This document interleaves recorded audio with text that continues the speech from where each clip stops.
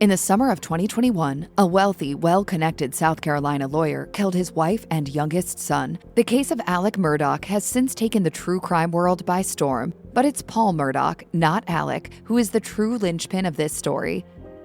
Born on April 14, 1999, Paul Murdaugh was the younger of Alex and Maggie Murdaugh's two sons. Alex himself, of course, was a renowned lawyer in South Carolina, and both sons grew up enjoying their family's wealth and connections, which gave them an unusual amount of leverage with the law. They were the law in this area, and at times they were above the law.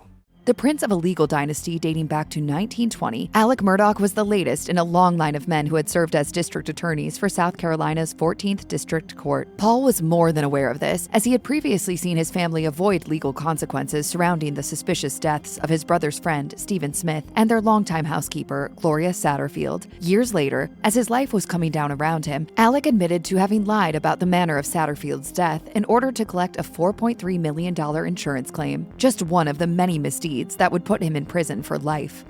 Afforded more money and more freedom than the average child, Paul Murdaugh began drinking at an early age. His parents reportedly knew about their son's underage drinking, but continued to fund his activities regardless. Paul would also use his older brother's ID to purchase alcohol. Before long, he had developed a reputation for exhibiting out-of-character behavior when he was intoxicated. His friends reportedly called his drunk alter ego Timmy. His ex-girlfriend, Morgan Daly, later reported numerous instances in which his drinking had been a problem, especially following the death of their mutual friend, Mallory Beach. According to Dowdy's affidavit, Paul consumed alcohol on an almost daily basis and regularly drank to the point of becoming grossly intoxicated. Yet the warning signs had been there even before that incident took place. On New Year's Eve 2018, for example, Paul drunkenly crashed his father's car into a family friend's vehicle. Dowdy also recalled her ex getting so drunk during their high school senior trip to the Bahamas that he threw up in a gift shop. Unfortunately, this habit would soon lead to the loss of an innocent life.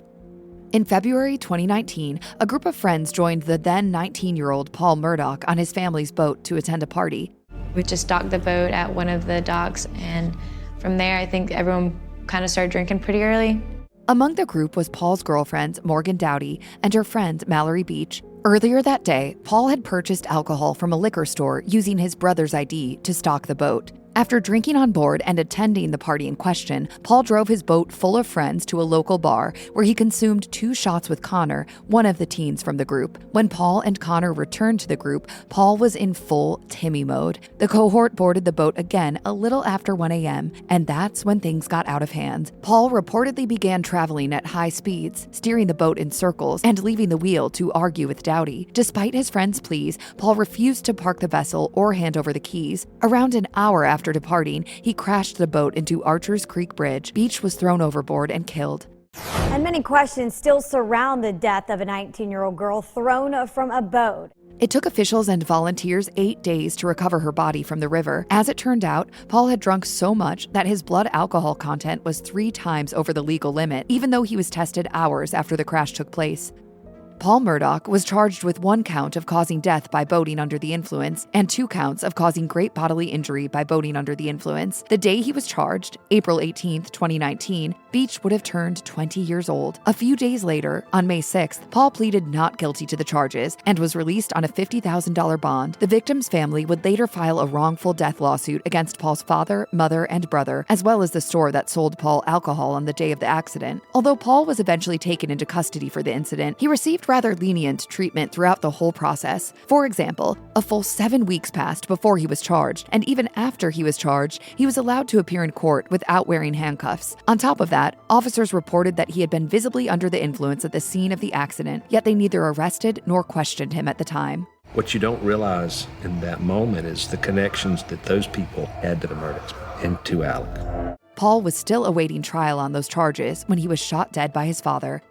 Following Paul Murdaugh's 2019 boating accident, authorities were informed that Alex and Maggie Murdaugh had known about their son's abuse of alcohol and that they'd even allowed it to continue. Morgan Dowdy detailed a number of incidents in which Paul would get drunk around his parents, even though he was underage. His parents would also fund his binges. When he visited the liquor store on the day of the boating accident, for example, he used his mother's credit card and his brother's ID at the register. Paul also knew that, if he faced problems with the law, he could always turn to his paternal grandfather, Randolph Murdaugh III, for help. Randolph had also been an influential state attorney, and the two were reportedly very close. Dowdy later claimed that Paul would call his grandfather whenever he got into trouble. When I tell you it was like you snap your fingers and it was gone, that's how it was. The freedom Paul enjoyed as a teen and the sense of security afforded to him by his family's reputation very likely gave him a sense of impunity from the consequences of his actions. For his part, Randolph Murdaugh III died peacefully in June 2021, just 3 days after the killings of Paul and Maggie. On June 7, 2021, Paul Murdaugh and his mother Maggie were shot to death. Alex Murdaugh called the police around 10 p.m., saying that he'd found the two victims on the family's hunting property. I need the police to answer immediately. My wife and child just shot badly.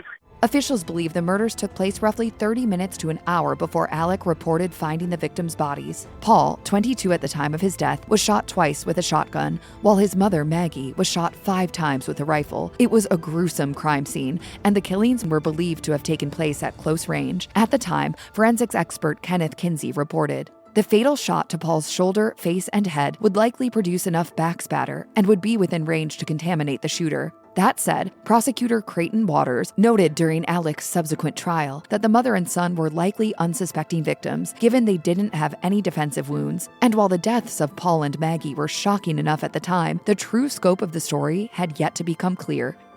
As it later turned out, Paul hadn't been the only one in the Murdaugh family struggling with substance use issues. His father, Alex Murdaugh, was addicted to painkillers, something that Paul and his mother Maggie had begun to uncover shortly before their deaths. The Substance Abuse and Mental Health Services Administration notes that children who have parents with addiction are more likely to have their own substance use issues. Its website states, based on combined 2009 to 2014 NSDUH data, an annual average of 8.7 million children aged 17 or younger live in households in the United States with at least one parent who had an SUD. Despite Paul's own challenges at the time, he left Alex a voicemail on May 6, 2021, seemingly concerned about his father's drug habit. He said, I am still in Edisto Beach because when you get here, we have to talk. Mom found several bags of pills in your computer bag. Based on internet searches his wife made that month, Alex was taking oxycodone hydrochloride and a non-prescription nighttime cold and flu capsule. The day after Paul's voicemail, Alex texted Maggie, I am very sorry that I do this to all of you. I love you. This text would be used as crucial evidence by the prosecution in Alex's trial for the murder of Paul and Maggie.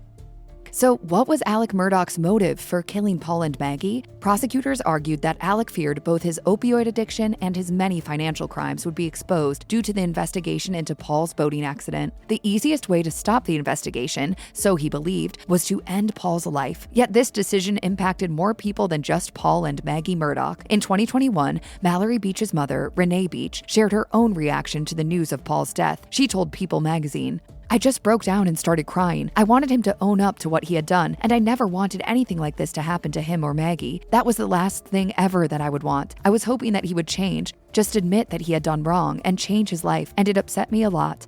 Even despite Paul's death, subsequent legal investigations began to uncover Alex Murdaugh's many illegal financial dealings. He was later arrested, charged, and eventually convicted of a number of crimes, including criminal conspiracy, money laundering, embezzlement, bank fraud, and tax evasion, as well as the murder of his wife and son. Shortly before his death, Paul Murdaugh recorded a Snapchat video that would seal his father's fate. Hey, he's got a bird in his mouth! Bubba. Damn, Bubba.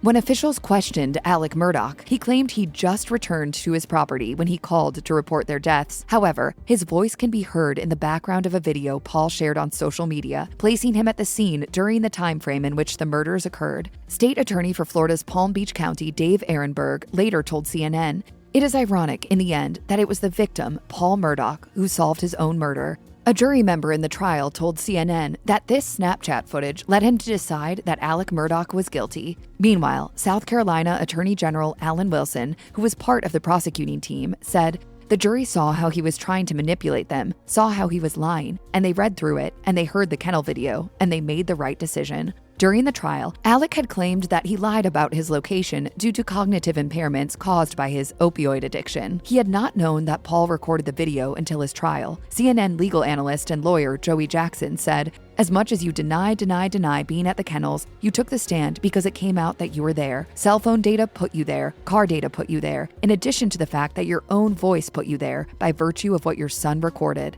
In 2023, Alec was sentenced to life in prison for the murders of Paul and Maggie. He was given another 27 years by the state for his financial crimes later that year, and in 2024, received another 40 for federal-level financial crimes. Finally, in October 2024, he settled a wrongful death lawsuit brought against him by the family of Mallory Beach.